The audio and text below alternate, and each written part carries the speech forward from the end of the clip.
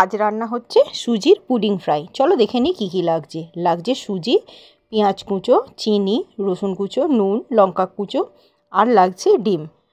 আমি এখানে 2 কাপ পরিমাণ সুজি নিয়েছি, 2টো বড় সাইজের পেঁয়াজ কেটে নিয়েছি, 3-4 কোয়া রসুন নিয়েছি, 2টো কাঁচা লঙ্কা কুচিয়েছি আর নিয়েছি সঙ্গে একটা ডিম, দেখতেই পাচ্ছ।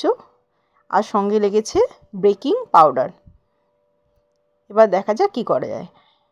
একটা বাটির মধ্যে সমস্ত উপকরণকে নিয়ে নিচ্ছি। বাটির মধ্যে সব একসাথে দিয়ে দিচ্ছি যাতে এটা মেশানো যায়। মেশানোর জন্য সব কিছু একসাথে ঢেলে নিচ্ছি।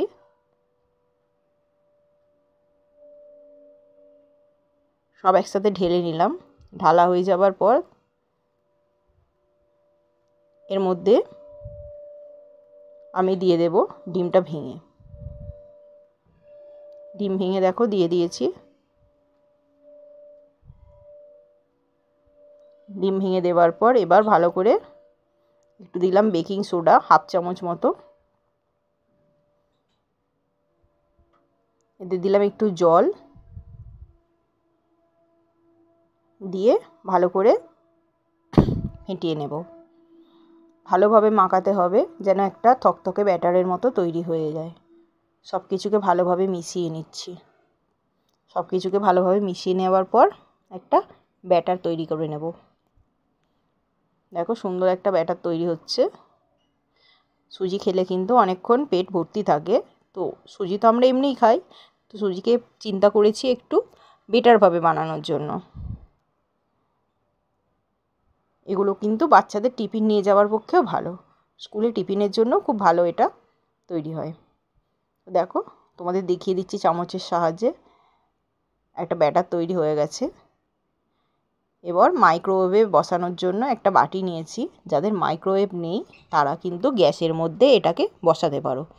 সেই বাটিটার মধ্যে একটু তেল মাখিয়ে নিলাম। তেল মাখিয়ে নিয়েছি পরিষ্কারভাবে।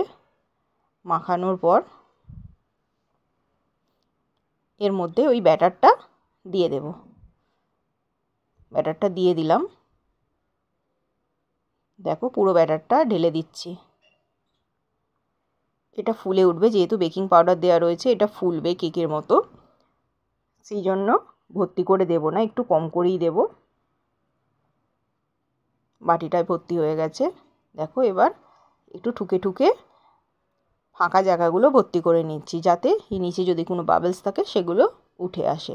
ওই জন্য একটু ঠুকে ঠুকে রেডি করে নিলাম। এটা এবার মাইক্রো ওভেনে দিচ্ছি। মাইক্রোওয়েভে দিয়ে দিলাম। দিয়ে টাইমার সেট করব।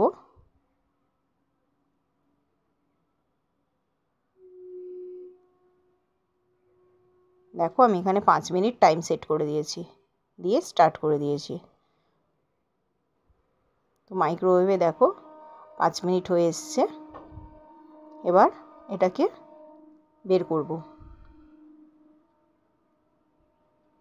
দেখো আমাদের কিন্তু রেডি হয়ে গেছে, পুডিংটা রেডি হয়ে গেছে। এবার এটাকে থালার মধ্যে রেখে ছুরি গুঁজে দেখে নিচ্ছি যে কোথাও নরম আছে কিনা। কাঁচা থাকলে সেটাকে ঠিক করার জন্য, কিন্তু কোথাও কাঁচা নেই। এবার এটাকে ঢেলে কিছুক্ষণ ঠান্ডা করে নেব। এই ঠান্ডা করে নিলে হাতে করে ধরে আমরা এটা কাটতে পারবো। মাঝখান থেকে এটাকে কেটে নিচ্ছি। কেটে নিলাম এই কারণে যাতে একটু পাতলা হয় বিষয়টা। ছোট্ট ছোট্ট টুকরো করব। কেউ না কেটেও করতে পারো, বা যেটা যেরকমভাবে যার সুবিধা সে সেই রকমভাবে শেপ দিতে পারো। এর নির্দিষ্ট কোনো শেপ নেই। তো দিলাম, এখানে কাটছি। এবার ছোট ছোট ছোট ছোট করে কেটে নেব। যেরকমভাবে আমরা পোস্ত দিয়ে আলু ভাজার কাটি সেরকমভাবে কেটে নেওয়ার চেষ্টা করব। সব তো সমান হবে না, কিন্তু তবু ছোট ছোট টুকরো করে নেবার চেষ্টা করব। এটা কিন্তু এই ভাপা অবস্থাতেই খুব খেতে ভালো লাগে। কিন্তু দেখো আমরা এখানে সব কিছু ছোটো ছোটো টুকরো করে নিয়েছি। একদম ঝুড়ো ঝুড়ো সফট একটা টুকরো তৈরি হয়ে গেছে। এটা যারা মাইক্রোওয়েভে দেবে না তারা গ্যাসের মধ্যে জল গরম করে স্ট্যান্ড বসিয়ে আধ ঘন্টা মতো রাখলেই এটা কিন্তু তৈরি হয়ে যাবে। চাপা দিয়ে রাখতে হবে। এবার কড়াইতে তেল গরম করতে দিচ্ছি। সাদা তেল দিয়ে দিলাম গরম হওয়ার জন্য। সাদা তেল গরম হচ্ছে। এর মধ্যে গরম হয়ে যাওয়ার পর পুডিংগুলো দিয়ে দেব। দেওয়ার পর এটাকে আমরা বেশ ভালো করে নাড়াচাড়া করে নেব। দেখো, নাড়াচাড়া করে একটু ভাজবো। এটা এমনিই খেতে খুব সুন্দর হয়, শুধুই খাওয়া যায়, তবু ভেজে নিলে একটা সুন্দর টিফিন তৈরি হয়ে যায়।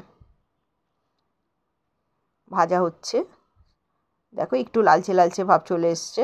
লালচে লালচে করে ভেজে দেবো। বেশি তেল ব্যবহার করব না। বেশি তেল ব্যবহার করলে জিনিসটা আর অতটা হেলদি থাকবে না। কম তেলে রান্না করব। দেখো লাল লাল করে আমাদের ভাজা হয়ে গেছে। সুন্দর ভাজা হয়ে যাওয়ার পর একটা সুন্দর স্মেল বেরোচ্ছে। এবার এটাকে আমি ঢেলে নেব। ভাজা হয়ে গেলে এটাকে দেখো ঢেলে নিচ্ছি। ঢেলে নিয়ে এটার মধ্যে টমেটো সস আর চিলি সস দেব। এটা শুধুও খেতে পারো, টমেটো সস চিলি সসের সাথেও খেতে পারো, যে যেভাবে পারো এটা খেয়ে দেখো। খুবই টেস্টি হয় এটা।